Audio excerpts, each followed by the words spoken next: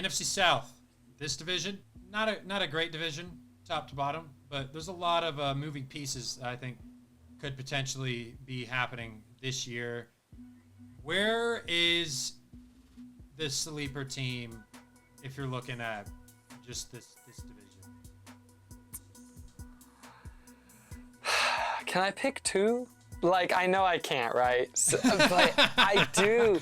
I really like the Falcons and the Panthers. I think both of their squads got much better at the end of last year. They both look like they could fight for a playoff spot. There wasn't enough time to get there, but they both were like right there knocking on the door. And I think both of them will be in a similar situation this year.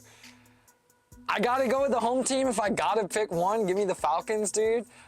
Everything, the city's actually like buzzed on the Falcons, which every year is not like that. I promise you, Falcons fans are very unforgiving.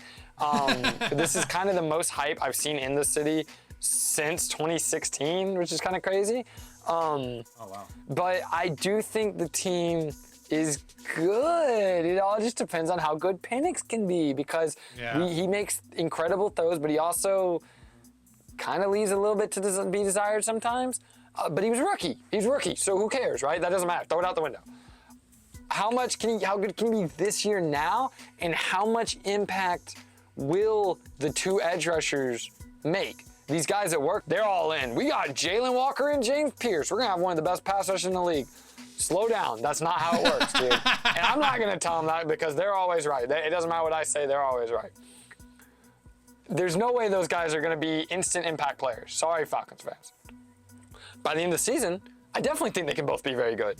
So, that's in Carolina, I kind of feel similar things about. I think it just depends how fast the young guys, including Penix, including Bijan, honestly, how fast that clicks, and if they can actually get production out of Kyle Pitts, that'd be phenomenal. This could be a top 5 offense if Kyle Pitts does what he's supposed to do. If Kyle Pitts is that guy, this is a top 5 offense. I think Atlanta's such a potential team, man. They have so much potential, but I just don't know if I fully believe they're going to reach it.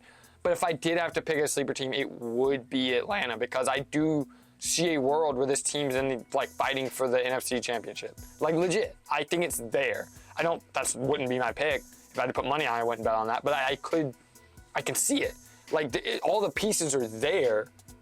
We just got to see if they can connect. Well, I'm going to touch on the team you mentioned, the Panthers. I really like what they've done. They got Ted McMillan in the draft. I think that's a big piece. I also really like the running back room. Chuba Hubbard, Rico Dowdle had a breakout season with the Dallas Cowboys last year. Very good free agency pickup. And then they also got Xavier Legette, who I think, people are expecting him to take a little bit more of a jump. And then Bryce Young last year, he kind of came on, completed 60% of his passes last year. He had 6 games with 200 yards. I think he's getting better, getting more comfortable in this offense. And I think the Panthers are going to see a potential over 500 season, possibly. I think this is the time for seeing how good Bryce Young can be. 3rd year in the league. What can his ceiling look like? Yeah, that's what I'm looking for. It's a big year for Bryce Young. Number 1 overall pick. Got picked ahead of C.J. Stroud, who's had success in the postseason. He's done some things. Bryce Young, it's your turn, my friend. It's your turn. Heisman Trophy winner. He came out with all this hype coming out of Alabama. Let's see it in action in the regular season this year, and let's have it be consistent. Because I don't want to see no Andy Dalton taking snaps from me this year. Because if that happens, we got a serious problem in Carolina. If that happens this year. Serious problem. That can't happen again. And also J.C. Horn, cornerback, signed a massive contract this offseason.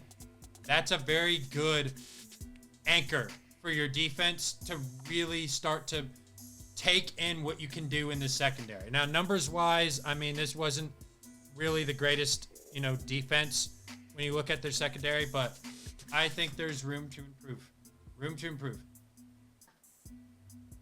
Yeah, I was right there. They were almost my pick, so obviously I agree with you. I think this division is super interesting.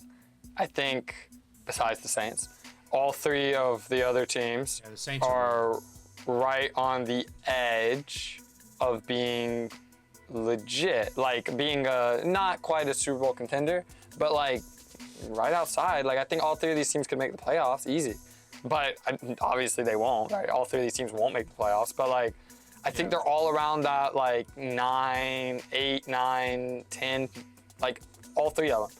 And I'm very excited to see how it plays out. Some NFC South battles to look forward to this year, man.